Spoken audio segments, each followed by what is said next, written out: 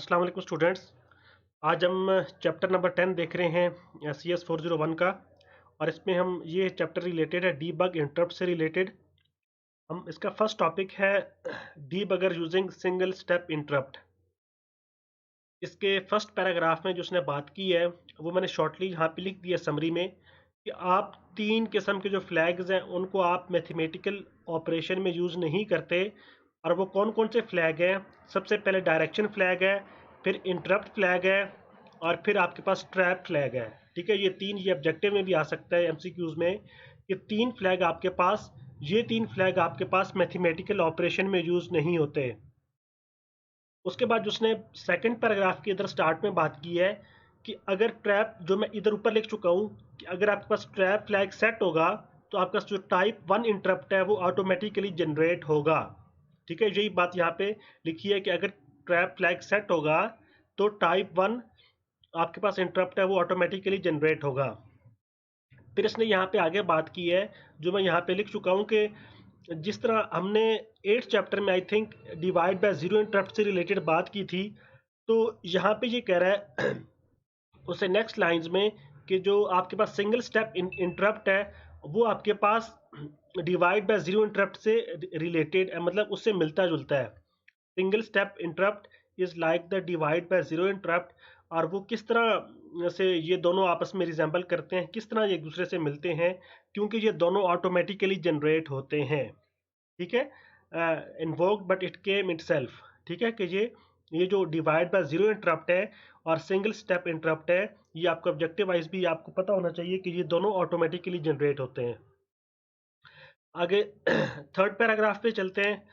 इसमें इसने जो पहला जो उसने पॉइंट आपको समझना है वो ये है कि डीबगर दो किस्म के इंटरप्ट को यूज़ करता है। ठीक है, ये भी ऑब्जेक्टिव वाइज इंपॉर्टेंट है कि डीबगर दो इंटरप्ट को यूज़ करता है। और वो दो इंटरप्ट कौन से हैं? वो आपके पास एक सिंगल स्टेप इंटरप्ट है और दूसरा आपके पास ब्रेक पॉइंट इंटरप्ट int3 है। ठीक है, ये भी ऑब्जेक्टिव वाइज आपने इनको देख लेना है।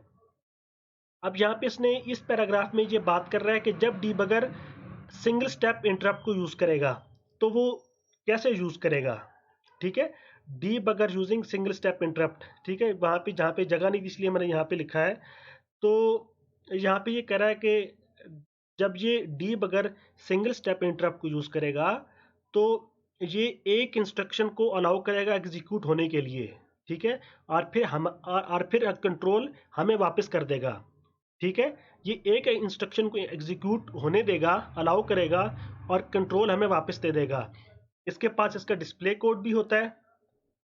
ठीक है, और हर इंस्ट्रक्शन के बाद क्या होता है, हर इंस्ट्रक्शन जब आपके पास एग्जीक्यूट होती है तो रजिस्टर्स की सब वैल्यूज शो होती हैं और डीबगर की का वेट करता है। ठीक है, मैं यहाँ पे ये रिपीट करता हूँ ये इंपॉर्टेंट बात है कि जब हर इंस्ट्रक्शन एग्जीक्यूट होती है आफ्टर एवरी इंस्ट्रक्शन तो सब रजिस्टर्स की वैल्यूज शो होती हैं और डीबगर, ठीक है, डीबगर की का वेट करता है। ठीक है, ये तो बात हो गई, ये पहला पॉइंट हो गया जब डीबगर सिंगल स्टेप इंटरप्ट को यूज करेगा। अब दूसरा पॉइंट जो मैं लिख चुका हूं कि जब ये ब्रेक पॉइंट इंटरप्ट को यूज करता है डीबगर, तब क्या होगा?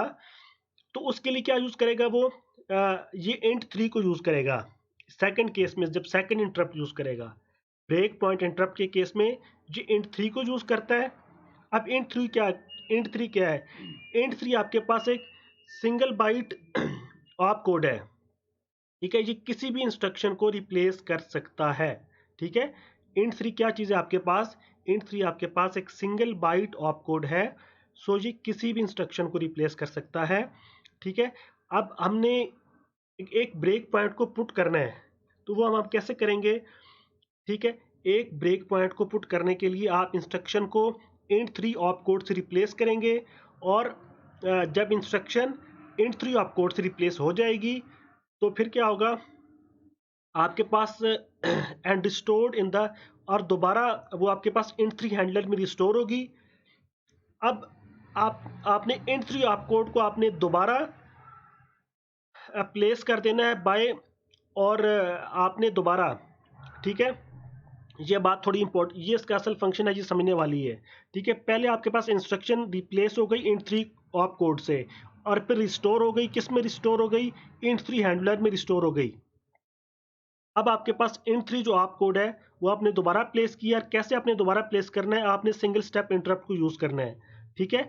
और जब रिप्लेस इंस्ट्रक्शन अपना काम कर लेगी, वो एग्जीक्यूट हो जाएगी, तो आपने रिप्लेस इंस्ट्रक्शन के एग्जीक्यूट होने के बाद दोबारा आपने int3 ऑप कोड प्लेस कर देना है। ये बात इस पूरे पैराग्राफ में है। अब ये जो इधर इस पैराग्राफ में बात कर रहा है, जो इम्पोर्टेंट बात है ऑब्जेक्टिव के लिए, ये इम्पोर्टेंट है कि आपको ट्रैप फ्लैग को सेट या क्लियर करने के लिए आपके पास कोई इंस्ट्रक्शन नहीं है। ये भी ऑब्जेक्टिव वाइज इंपॉर्टेंट है कि there is no instruction to set और क्लियर द ट्रैप फ्लैग, ठीक है, ऑब्जेक्टिव वाइज इंपॉर्टेंट है। लेकिन आपके पास there are instructions for the interrupt and direction flag, interrupt और डायरेक्शन फ्लैग्स की आपके पास इंस्ट्रक्शंस हैं, ठीक है। ये इंपॉर्टेंट बात है कि ट्रैप फ्लैग को सेट या क्लियर करने के लिए आपके पास कोई इंस्ट्रक्शंस नहीं है, लेकिन आपके पास इंटरप्ट और डायरेक्शन फ्लैग को के लिए आपके पास इंस्ट्रक्शन है। आप आगे बात कर रहे हैं कि आप किन दो इंस्ट्रक्शन को यूज करते हैं। आप पुश एफ और पॉप एफ इंस्ट्रक्शन को यूज करते हैं।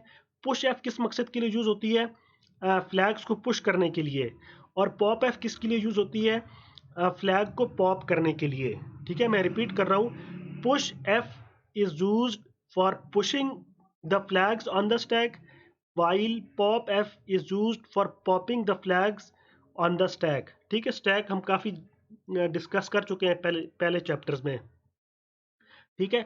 आप पुश एफ यूज़ करेंगे फ्लैग को प्लेस करने के लिए, और इस इमेज में आपके पास टी एफ चेंज होगा, और फिर आप दोबारा इसको लोड करेंगे फ्लैग रजिस्टर के अंदर विद पॉप एफ, ठीक है।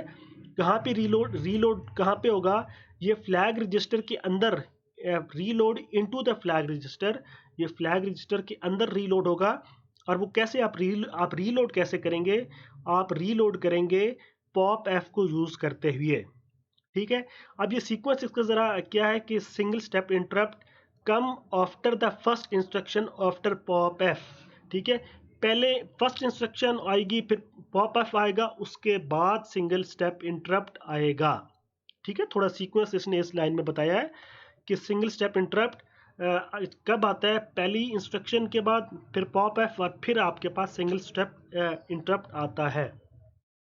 ये चीज़ इतनी, बाकी जो लिखा हुआ उतना इंपॉर्टेंट नहीं था, इस वजह से इसको मैंने रहने दिया है। जी अब इस पूरे पैराग्राफ में ये मतलब कि बात हो रही है, और आगे आपके पास ये डीबगर की एग्जांपल है, ये एज सच पेपर में नहीं आती, इसको आप अगर खुद देखना चाहें तो आप देख सकते हैं। और मैं इसको छोड़ रहा हूँ क्योंकि ये एग्जांपल इस तरह से ऊपर जो आपको बताया वो ऑब्जेक्टिव वाइज और शॉर्ट क्वेश्चन वाइज उसमें आ सकते हैं, ठीक है। ये आपके सामने सारी एग्जांपल है, इसको आप देखना चाहें आप देख लें। तो अब हम इसके सेकंड और लास्ट टॉपिक पे चलते हैं, और वो है आपके पास debugger using break point interrupt, ठीक है। तो आप डीबगर को यूज़ करते हैं int3 को यूज़ करते हुए, और डीबगर आपके पास स्टॉप हो जाता है at the same time every time where the breakpoint has been set up, ठीक है। जहाँ पे आपके पास ब्रेक पॉइंट सेट होगा वहाँ पे आपके पास डीबगर सेट स्टॉप कर जाएगा, ठीक है। ये भी आपके पास ऑब्जेक्टिव वाइज इंपॉर्टेंट है, ठीक है। Unlike the previous one which stopped at every instruction, ठीक है। तो जो पहले था वो हर इंस्ट्रक्शन के बाद स्टॉप हो जाता था, लेकिन ये जो डीबगर है, ठीक है, यूजिंग int3, ठीक है। सॉरी आज तबीयत कुछ ठीक नहीं है।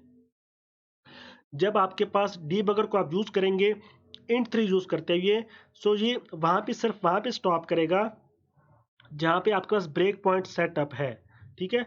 तो the single step interrupt in this example is used only to restore the break point interrupt. अब यहाँ पे आपको मकसद पता चल जाना चाहिए, मैंने यहाँ पे लिखा है कि जो सिंगल स्टेप इंटरप्ट है वो उसका मकसद क्या है, वो ब्रेक पॉइंट इंटरप्ट को रिस्टोर करने के लिए यूज हो रहा है। Single step interrupt is used to restore break point interrupt, ये मैं यहाँ पे अलग से लिख चुका हूँ। यही बात यहाँ पे लिखा है, which was removed by the break point interrupt handler temporarily so that the original instruction can be executed. इसको रिमूव किए किसने किया था, ये जो ब्रेक पॉइंट इंटरप्ट है इसको रिमूव किया था ब्रेक पॉइंट इंटरप्ट हैंडलर ने, टेम्पोरेरी तौर पर इसने रिमूव किया था।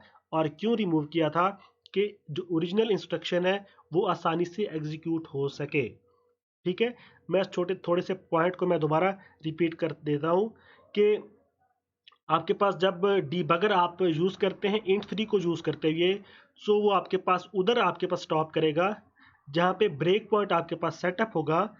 और ये जो सिंगल स्टेप इंटरप्ट है ये आपके पास क्यों यूज़ हो रहा है, ये ब्रेक पॉइंट इंटरप्ट को रिस्टोर करने के लिए यूज़ हो रहा है। और इस ब्रेक पॉइंट इंटरप्ट को किसने रिमूव किया था, ये जो ब्रेक पॉइंट इंटरप्ट है ये रिमूव हुआ था by the break point interrupt handler. और ये टेम्पररी तौर पर रिमूव हुआ था ताकि हमारे पास जो ओरिजिनल इंस्ट्रक्शन है वो आसानी से एग्जीक्यूट हो सके। ये अब आगे यही पूरी बात है। आगे 10.2 एग्जाम्पल है, ये पेपर में नहीं है इस वजह से इसको रहने देते हैं। और आई थिंक सो यहाँ पे आपके पास ये चैप्टर एंड हो रहा है। ठीक है जी, आपके पास हमारा जो अब इंशाल्लाह नेक्स्ट लेक्चर होगा वो हम चैप्टर नंबर 11 से स्टार्ट करेंगे। अगर आपको आज के लेक्चर से रिलेटेड कोई क्वेश्चन है तो आप मुझे कमेंट में मुझसे पूछ सकते हैं ताकि मैं उसका आंसर कर सकूं। इंशाल्लाह हम नेक्स्ट लेक्चर में चैप्टर नंबर 11 से स्टार्ट करेंगे और वो होगा हमारा मल्टीटास्किंग। तब तक के लिए अल्लाह हाफिज़।